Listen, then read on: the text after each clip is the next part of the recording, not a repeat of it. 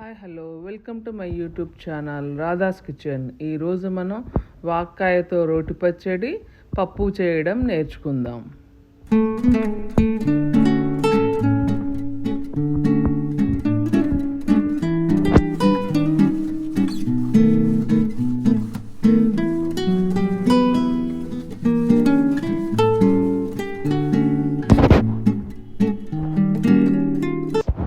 వాక్కాయల్ని తీసుకుని శుభ్రంగా కడుక్కొని వాటిని ముక్కలుగా కట్ చేసుకుని అందులో గింజలు ఉంటాయి, గింజలు తీసి పక్కన పెట్టుకోవాలా.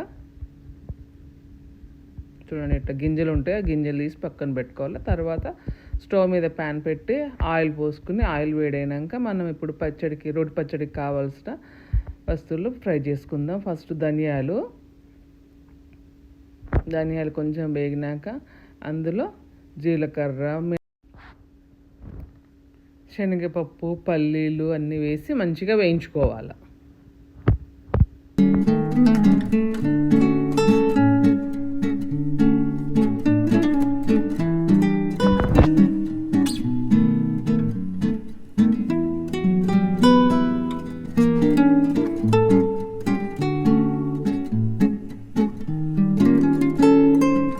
ఇప్పుడు అందులోనే మన కారానికి టేస్ట్కి సరిపడా ఎర్రమిరపకాయలు కూడా వేసుకొని మంచిగా వేయించుకోవాలి.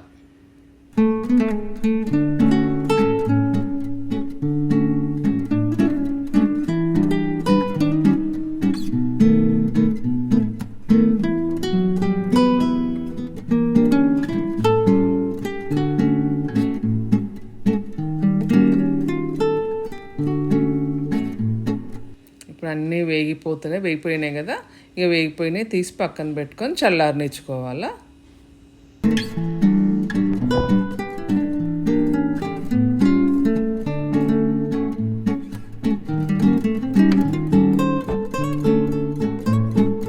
ఇప్పుడు అదే ప్యాన్లో ఇంకొంచెం నూనె వేసుకొని మనం ఇందాక కట్ చేసి పెట్టుకున్న వాక్కాయ ముక్కలు ఉన్నాయి కదా, అవి కూడా వేసుకొని మంచిగా ఫ్రై చేసుకోవాలి.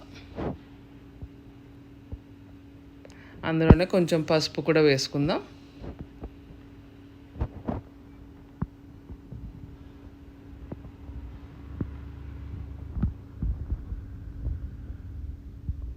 అన్నీ వేసి కలిపి మూత పెట్టేసి ఒక 2 నిమిషాలు మగ్గనివ్వాలి.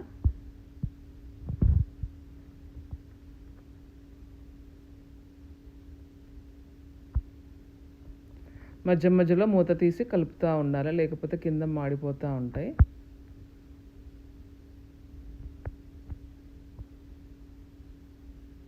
అంతే, ఉడికిపోయినాయి వాక్కాయ ముక్కలు.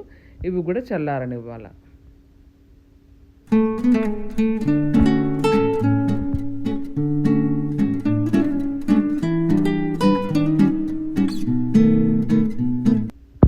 ఇప్పుడు అన్నీ చల్లారిపోయినాయి కాబట్టి మిక్సీ జార్లో వేసుకుందాము. రోట్లో కావాలంటే రోట్లో కూడా దంచుకోవచ్చు.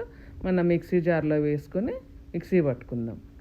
అందులోనే ఎల్లుల్లిపాయ ముక్కలు, ఉప్పు కూడా వేసుకోవాలా.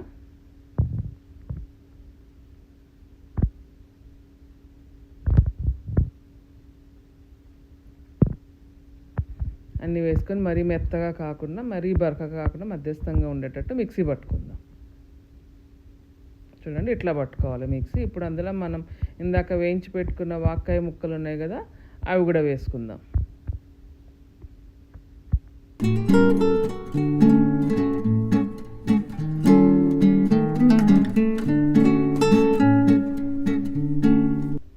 చూడండి, మిక్సీ పట్టుకున్నాక పచ్చడి ఇట్లా రెడీ అయిపోయింది. టేస్టీ వాక్కాయ పచ్చడి రెడీ. ఇప్పుడు దానికి పోపు పెట్టుకుందాం.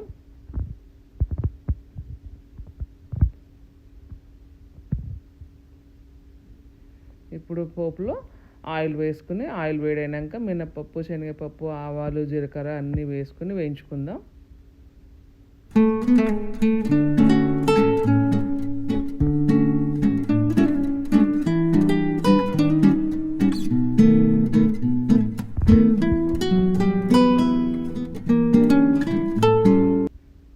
అందులోనే ఎర్రమిరపకాయలు, కరివేపాకు వేసుకుని వేయించుకుందాం. అంత పోపు మంచిగా వేగిపోయింది కదా, ఇప్పుడు అందులో ఇంగువ కూడా వేసుకుందాం.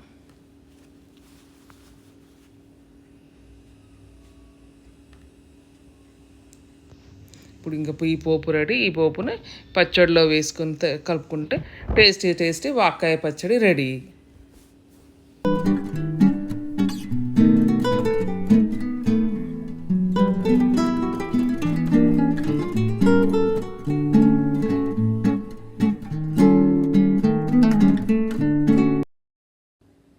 ఇప్పుడు వాక్కాయ పప్పు చేసుకుందాం. పప్పు కోసం ఒక కుక్కర్ తీసుకొని అందులో ఒక కప్పు పప్పు వేసుకొని, కందిపప్పు వేసుకొని కడిగి నానబెట్టి పక్కన పెట్టుకుందాం. ఇప్పుడు అందులో మనం ఇందాక కట్ చేసుకున్న వాక్కాయ ముక్కలు ఉన్నాయి కదా, అవి వేసుకుందాం. ఒక సగం ఉల్లిపాయ ముక్క కూడా కట్ చేసి వేసుకుందాం. అందులోనే పచ్చిమిర్చి, పసుపు, కొంచెం జీలకర్ర కూడా వేసుకొని, కారం పొడి కూడా వేసుకొని కుక్కర్ మూత పెట్టుకోవాలి.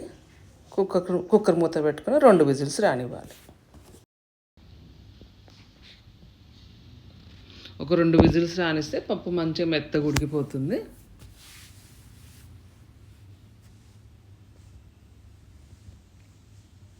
చూడండి, 2 విజిల్స్ తర్వాత పప్పు ఇట్లా మెత్తగా ఉడికిపోతుంది అన్నమాట. ఇప్పుడు దాన్ని స్పూన్ తీసుకొని మెదుపుకోవాలా. ఇప్పుడు ఈ పప్పును పోపు పెట్టుకుందాం. ఇప్పుడు ఇందులోనే కొంచెం సాల్ట్ వేసుకొని కలుపుకుందాం. ఉడక ముందు సాల్ట్ వేస్తే ఏంటంటే పప్పు ఉడకదు సరిగ్గా. ఉడికినాక సాల్ట్ వేసుకోవాలి అందులో.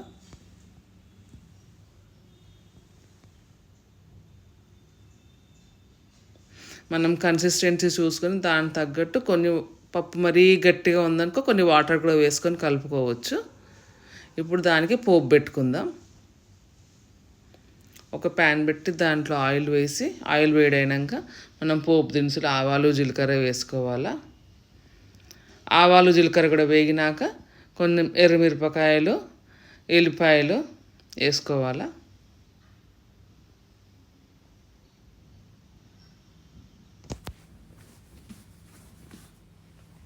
ఇవి కొంచెం వేగినాక అందులోనే కరివేపాకు, ఇంగువ కూడా వేసుకోవాలా.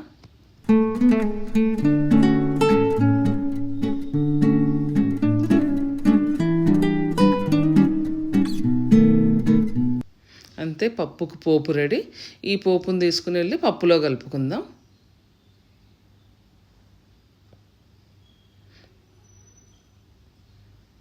అంతే, టేస్టీ వాక్కాయ పప్పు రెడీ.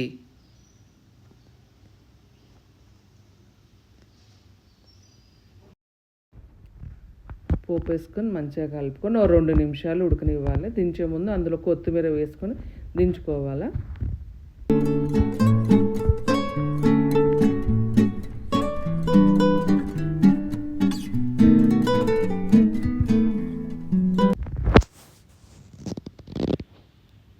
అంతే, టేస్టీ వాక్కాయ రోటి పచ్చడి అండ్ వాక్కాయ పప్పు రెడీ.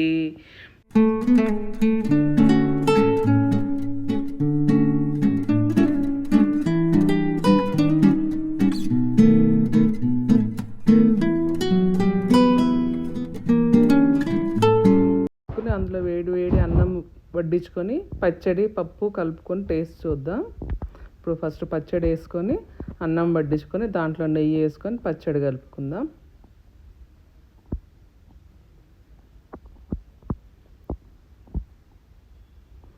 వేడి అన్నంలో పచ్చడి నెయ్యి సూపర్ టేస్ట్గా ఉంటుంది. ఒకసారి ట్రై చేసి చూడండి. ఇప్పుడు అట్లనే పప్పు కూడా టేస్ట్ చూద్దాం. అన్నంలో నెయ్యి వేసుకొని పప్పు వేసుకొని కలుపుకొని పక్కన ఒక పాపడ్ పెట్టుకొని తింటే 3 కాంబినేషన్ సూపర్ టేస్టీగా ఉంటుంది. ఇది కూడా మీకు నచ్చితే ఒకసారి ట్రై చేయండి.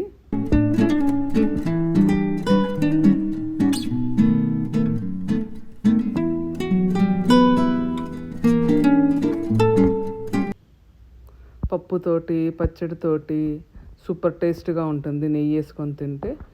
నా ఈ వీడియో కనుక మీకు నచ్చితే please like, share and subscribe. Thank you.